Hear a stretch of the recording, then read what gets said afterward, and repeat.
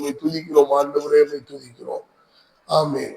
ஆண்டவராகிய இயேசு கிறிஸ்துவின் இனிதான நாமத்தினாலே இந்த 8வது உபவாச நாளில் உங்கள் யாவரையும் நான் வாழ்த்தி வரவேற்கிறேன். கர்த்தர் நல்லவர். இந்த நாளிலே தியானத்துக்காக எடுத்துக்கொண்ட வேத பகுதி 1 சாமுவேலின் புஸ்தகம் 1வது அதிகாரம் 17வது வசனம். வேதத்தை திரும்பிக் கொள்ளுங்கள். 1 சாமுவேலின் புஸ்தகம் 1வது அதிகாரம் 17வது வசனம். அதற்கு ஏலி சமாதானத்துடனே போ, நீ இஸ்ரவேலின் தேவனிடத்தில் கேட்ட உன் விண்ணப்பத்தின்படி அவர் உனக்கு கட்டளையிடுவாராக என்றார். அன்பானவர்களே, அன்னால் ஒரு உபத்திரவத்தின் ஊடே, ஒரு நெருக்கத்தின் பாதையில, ஒரு மன கிளேசமான ஒரு சூழ்நிலையில மனம் உடைந்து போய், வாழ்க்கையில நொந்து போய், அவள் மிகவும் அவமானங்களோடு அவள் நிந்தை அனுபவிக்கிறவளாய் அவள் கர்த்தருடைய பாதத்திலே போய் அவள் விண்ணப்பம் பண்ணுகிறாள். அன்பானவர்களே, அன்னாளுடைய பிரச்சனை நமக்கு தெரியும். அன்னாளுடைய கணவர் எல்கானா மிகவும் அன்னாளை நேசிக்கிறவர். ஆனா அன்னாளுக்கு பிள்ளை இல்லை. அன்னாளுடைய கற்பத்தை கர்த்தர் அடைத்திருந்தார் என்று வேதம் பதிவு செய்கிறது. அது எதனாலன்னு பல காரணங்கள் உண்டு. ஆனா நாம பார்க்க போகிற விஷயம், அன்னாள் இப்படி இந்த சூழ்நிலையின் நடுவில இந்த குழந்தை பாக்கியம் ஒன்று இல்லை என்கிற அந்த அவமானத்தில தன்னை சுற்றிலும் இருந்த சகலத்தை எல்லாம் மிகவும் அவமானப்படுத்தி, மிகவும் அந்த பரியாசம் பண்ணி, இவளை நடத்துகிற விதங்கள் எல்லாம் மிக மோசமாய் தன்னுடைய மனதை காயப்படுத்துகிற நிலைமையில் இருந்தபடினாலே அன்னாளால் அதை சகித்துக் கொள்ள முடியவில்லை. இந்த சகித்துக் கொள்ள முடியாத இந்த நிலையிலே அவள் அழுகிறாள், அவள் கண்ணீர் வடிக்கிறாள், அவள் பயங்கரமான நெருக்கத்தை அவள் சந்திக்கிறாள். அருமையான தெய்வ பிள்ளைகளை, வேத வசனத்திலே இந்த அதிகாரத்தில் 7வது வசனத்தை நாம் கவனிப்போமானால், அவள் கர்த்தருடைய ஆலயத்துக்கு போகும் சமயத்தில் செய்வாள்.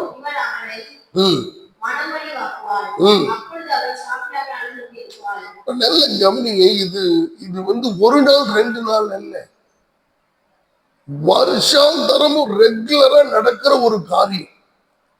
இவள் சாப்பிடாமல் அழுது கொண்டிருப்பாள். இப்ப சாப்பிடாமல் அழுது கொண்டிருக்கிறது எல்கானா ஏன் சாப்பிடாது இருக்கிறாய்? நீங்க அடுத்த வசனத்தை நீங்க கவனிச்சீங்கன்னா, எல்கானா ஏன் அழுகிறாய், ஏன் சாப்பிடாது இருக்கிறாய், ஏன் சஞ்சலப்படுகிறாய்? 10 குமாரர்களை பார்க்கிலும் நான் உனக்கு அதிகம் அல்லவா என்றான். ஆனாலும் அவள் அழுகிறாள். இப்ப எல்லாம் அழுது முடிச்சாச்சு, ஒரு பயனும் இல்லை, ஒரு பிரயோஜனமும் இல்லை. எல்லாம் அழுகிறத பார்த்து அவங்க ஒரு எப்படி நினைச்சுட்டாங்க, இது எப்பயும் அழுகிறவதானே அப்படின்ற மாதிரி ஒரு அலட்சியம் உண்டாகிவிட்டது. இது ஒரு பைத்தியக்காரத்தனமான ஒரு சூழல் என்று எல்லாம் நினைத்து கொண்டார்கள். இவனுடைய காயத்தை, இவனுடைய வேதனையை அறிவார் இல்லை. ஆனால் இந்த இடத்துல ஒரு முடிவு செய்கிறாள், ஆலயத்துக்கு போய் நம்ம அங்க ஜெபம் பண்ணுவோம். அப்ப வருஷாந்தரம் அவள் வந்தவள் எல்லாம் செஞ்சுட்டு போறாங்க. ஆனா இந்த வருஷம் அப்படி அல்ல. இவள் ஆலயத்திலே அவள் தேவ சமூகத்திலே சீலோவிலே அவர்கள் 9வது வசனம், சீலோவிலே அவர்கள் புசித்து குடித்த பின் அன்னாள் எழுந்திருந்தால், ஆசாரியனாகிய ஏலி கர்த்தருடைய ஆலயத்தின் வாசல் நிலையண்டையிலே ஒரு ஆசனத்தில் உட்கார்ந்திருந்தான். அவள் போய் மனம் கசந்து அழுது கர்த்தரை நோக்கி விண்ணப்பம் பண்ணி. அன்பான கர்த்தருடைய பிள்ளை, இந்த உலக மனிதர்கள் நடுவில் நம்ம அழுதோம்னா நம்முடைய கண்ணீருக்கு மரியாதை இருக்காது, பிரயோஜனம் இல்லை.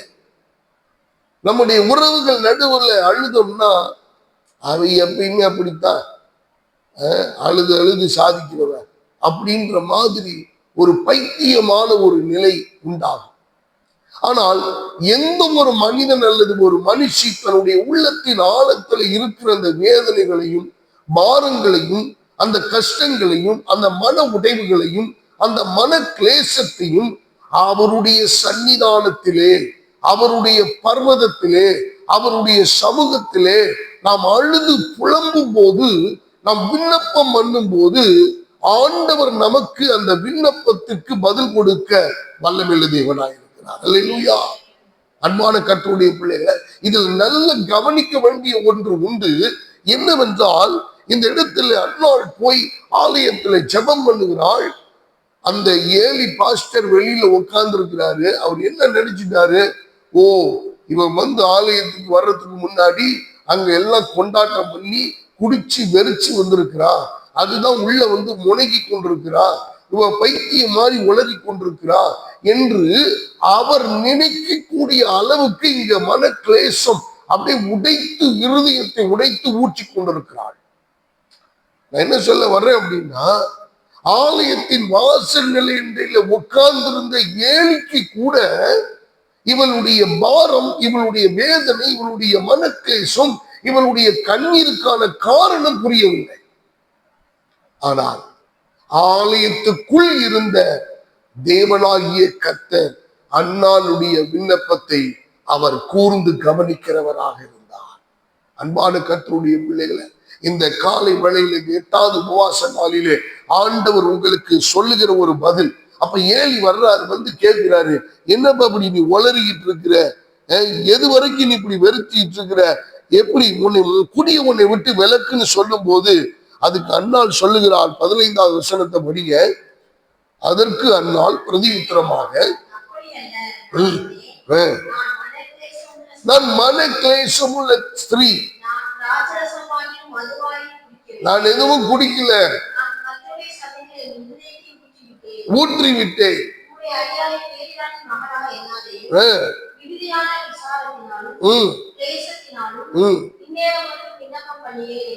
நல்ல கவனிங்க. ஏலி பாக்குறார், வழக்கமா இவன் வந்து ஜோம் பண்றதே கிடையாது, வழக்கமா ஆலயத்துக்குள்ள வந்து இவ்வளவு நேரம் எல்லாம் இந்த புள்ள ஜோம் பண்றது இல்லையே, அப்ப இப்ப என்ன உள்ள ஜோம் பண்றா அப்படின்னு உள்ள வந்து பார்த்த ஒரு மன கிளேசம் உள்ள ஸ்திரீ அவள், நான் என்னுடைய நாள தாங்க முடியல, என்னுடைய விசாரத்தினாலே நான் இந்த இடத்துல இருதயத்தை உடைச்சு நான் ஊத்திக்கிட்டு இருக்கிறேன்யா, உங்களுக்கு புரியல, நான் கஷ்டத்தோட ஜோம் பண்ணிட்டு இருக்கிறேன். அப்பதான் ஒரு தேவனுடைய மனுஷனுக்கு வாயிலிருந்து ஒரு வார்த்தை வருகிறது, நீ சமாதானத்தோட புறப்பட்டு போ, நீ இஸ்ரவேலின் தேவனிடத்தில் கேட்ட உன் விண்ணப்பத்தின்படி அவர் உனக்கு கட்டளையிடுவாராக. இது இந்த கான்வர்சேஷன்ல நல்ல கவனிய. ஏலிக்கு என்ன ஜோம் பண்ணாலே ஏலிக்கு தெரியாது. ஏலி பார்த்ததுக்கு அன்னாள் என்ன ஜோம் பண்ணாலே தெரியாது. அவர் வேற மாதிரி நினைச்சுக்கிட்டு இருக்காரு, ஆனா அன்னாள் வேற மாதிரி ஜோம் பண்ணிட்டு இருக்கா. ஆனா இந்த இடத்துல அதை புரிந்து கொண்ட போது, அவர் சொன்ன போது, அவர் சொன்ன வார்த்தை பாருங்க, நீ இஸ்ரவேலின் தேவனிடத்தில் கேட்ட உன் விண்ணப்பத்தின்படி அவர் உனக்கு கட்டளையிடுவாராக. அல்லேலூயா. அருமையான கர்த்தருடைய பிள்ளைகளை, நல்ல கவனித்துக் கொள்ளுங்கள். இந்த 8வது உபவாச நாளிலே இந்த உலகம் நம்முடைய விண்ணப்பத்தை அவர் புரிந்து கொள்ள வேண்டும் என்கிற அவசியமே இல்லை. நம்மை சுற்றிலும் இருக்கிறவர்கள் நம்முடைய உள்ளத்தின் ஆழத்திலிருந்து புறப்படுகிற அந்த விண்ணப்பத்தை அவர்கள் புரிந்து அறிந்து நடக்க வேண்டும் என்கிற அவசியம் இல்லை. அவர்கள் நல்ல பதில் சொல்ல வேண்டும் என்கிற அவசியம் இல்லை. ஆனால் தேவனுக்கும் உங்களுக்கும் உள்ளதான அந்த உறவின் நடுவில நீங்கள் கர்த்தரை நோக்கி அழுது புலம்பி விண்ணப்பம் பண்ணி மன கிளேசத்தோடு இருதயத்தை உடைத்து ஊற்றி செய்த விண்ணப்பத்துக்கு ஆண்டவர் ஏற்ற பதிலை ஏற்ற வேளையிலே அவரே உங்களுக்கு கட்டளையிடுவாராக. அல்லேலூயா. இந்த காலை வேளையில இந்த 8வது உபவாச நாளில நீங்களும் உடைஞ்சிருக்கலாம். பாஸ்டர், சொல்ல முடியாத துயரம், எனக்கு இதை எப்படி எக்ஸ்பிளைன் பண்றதுன்னு தெரியல, இதை எப்படி சொல்லி அழன்னு தெரியல, யார்கிட்ட சொல்லி அழன்னு தெரியல, இது என்ன பண்றதுன்னே தெரியல, எனக்கு இதை கையால எனக்கு தெரியல, நான் செய்த காரியங்கள் எல்லாம் இப்படி ஆயிப்போச்சு, ஆண்டவரே நான் உடைஞ்சு போயிருக்கிறேன், நொந்து போயிருக்கிறேன் என்று நீங்கள் யாராவது தேவனுடைய பர்வதத்திலே நீங்கள் இப்படி அழுது சொல்வீர்களே ஆனால், கர்த்தர் இந்த காலை வேளையில உங்களுக்கு சொல்லுகிற பதில், நீ இஸ்ரவேலின் தேவனிடத்தில் கேட்ட உன் விண்ணப்பத்தின்படியே அவர் உனக்கு கட்டளையிடுவாராக.